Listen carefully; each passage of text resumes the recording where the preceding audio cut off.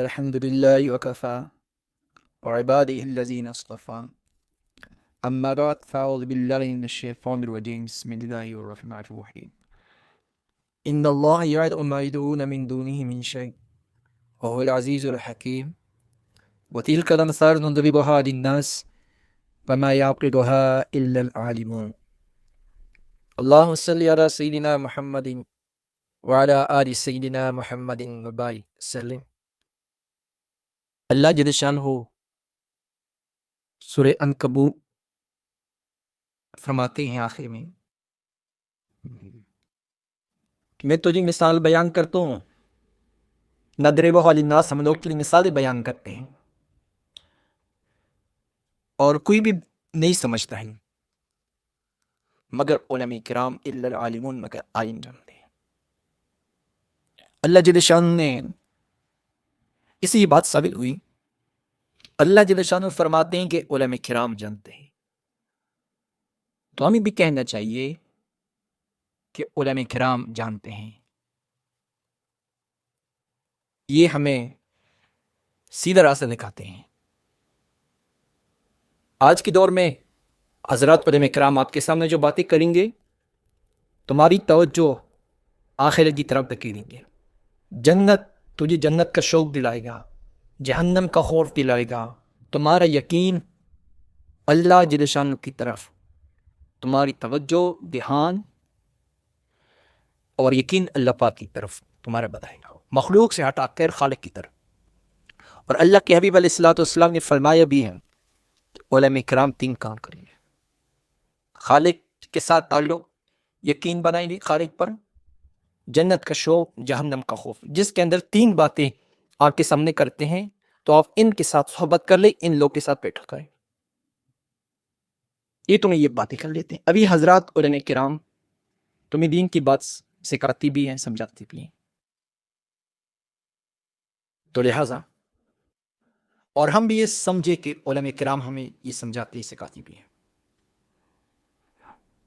ہمارے دشمن اصل میں ہمارے دشمن کون ہیں اور ہمارے دوست کون ہیں؟ اسرائیل ہمارے دشمن. انہوں نے انبیاء علیہ الصلوۃ والسلام کو بھی قتل کے شہید ہو گئے ان کے ہاتھوں سے، اور جن کی وجہ سے انبیاء علیہ الصلوۃ والسلام شہید ہو گئے تو وہ میرے آرا کا اس تو کہتا تھا میں اس محبت میں ہی رہتے. اس لیے علماء کرام سب اس پر متفق ہیں کہ آپ ان کے ساتھ بیعت کیجیے. ابھی الحمدللہ حضرات علماء کرام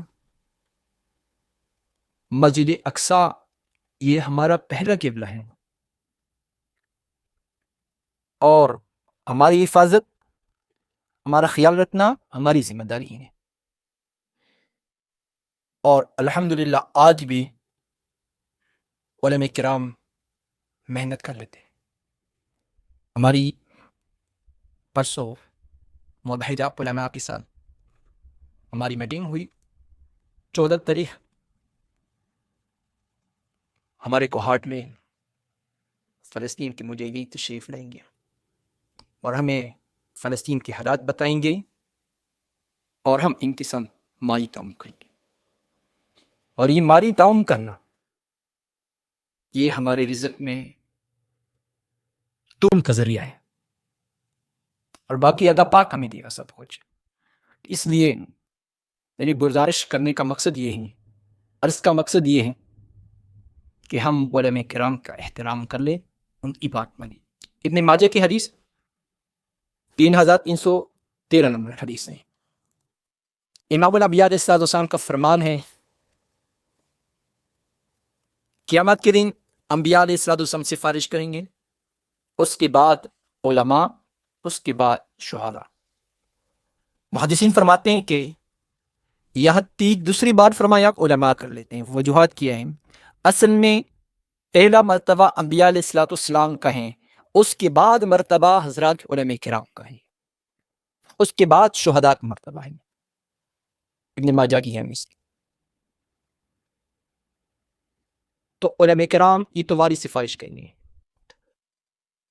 دقائق الابصار صفحہ نمبر 185 میں ایک عالم قیامت کے دن آئے گا، امام الانبیاء علیہ الصلوۃ والسلام اسی حالت میں لوگوں کو حوض کوثر سے پانی پلائیں گے۔ یہ پلاتے وقت ایک عالم آئے گا، اللہ جل شانہ جبریل علیہ السلام سے فرمائے گا کہ اس عالم کو امام الانبیاء علیہ السلام کے ساتھ ملائے۔ عالم کا ہاتھ امام الانبیاء علیہ السلام کے ہاتھ کے ساتھ ملا، اور امام الانبیاء علیہ السلام اس عالم کو اپنے دست مبارک سے اس کو پانی دلائے گا۔ پھر لوگ عرض کریں گے یا رسول اللہ صلی اللہ علیہ وسلم، آپ نے ہمیں پانی پلائے برتن کے ساتھ، برتن کے ذریعے سے ہمیں پانی پلایا، اور اس عالم کو اپنی پانی پلایا اپنے ہاتھ مبارک سے۔ نبی صلی اللہ علیہ وسلم فرمائے گا کہ اس عالم نے دنیا کو چھوڑا، دین کو اپنایا، اور آپ لوگوں نے دنیا کو اپنایا تھا۔ تو اس وجہ سے تو یہ علماء کرام کے بعد کی سفارش کریں گے، ہمیں کیا چاہیے؟ تو اس وجہ سے الحمدللہ جتنی بھی بائیکاٹ کی باتیں ہو رہی ہیں، ابھی الحمدللہ نقصان بھی ہو رہا ہے، ان کو پہنچ رہا ہے، لیکن ہماری ذمہ داری ہے ہم علماء کرام کا احترام کر لیں، کیونکہ سب سے پہلے محنت جو ہوتی ہیں لوگوں پر، ان کی تعلق علماء سے ہٹایا جاتا ہے، پھر اس کے بعد جب علماء سے تعلق ہٹائے گا، پھر صحابہ سے تعلق ہٹائے گا، پھر انبیاء علیہ السلام سے تعلق ہٹائے گا، پھر اس کے بعد اللہ جل شانہ سے تعلق ہٹائے گا، پھر آخر میں کہاں جائیں گے؟ جہنم پہ جائیں گے۔ شیطان کا سب سے پہلا کام علماء کرام کی توہین کرنے، دوسرا کام صحابہ کا توہین کریں، تیسرا کام انبیاء علیہ السلام کا توہین کریں، پھر جہنم میں ہوں گے۔ تو اس وجہ سے حضرات علماء کرام ہم احترام عزت ہماری ذمہ داری ہے۔ اللہ پاک ہم سب کو ان حضرات کا احترام اور ان کے اقوال پر عمل کی توفیق نصیب فرمائیں۔ تو میں آخر میں ایک بات عرض کر لیتا ہوں، سورہ ملک میں ہم کہتے ہیں، یہ روزانہ تلاوت کرتے ہیں، جب جہنمی فرشتے اسے پوچھیں گے اے لوگو تم جہنم کیوں آئے؟ وہ کہیں گے کہ یا اللہ ہم نے کہا کہ انبیاء علیہ السلام کو کہ تم جھوٹے ہیں، اس وجہ سے ہم نے ان کی بات نہیں مانی، اگر ہم مانتے سنتے تو ہم جہنم میں نہ ہوتے۔ تو علماء کرام کے وارث، امام الانبیاء کے وارث وہ علماء کرام ہیں۔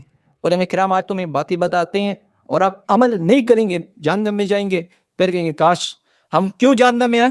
اس وجہ سے کہ ہم نے باتیں نہیں مانی۔ سورہ ملک کی طرف پھر رجوع کریں۔ اللہ پاک ہم سب کو علماء کرام کا احترام اور عمل کی توفیق نصیب فرمائے۔ وآخر دعوانا الحمد للہ رب العالمین۔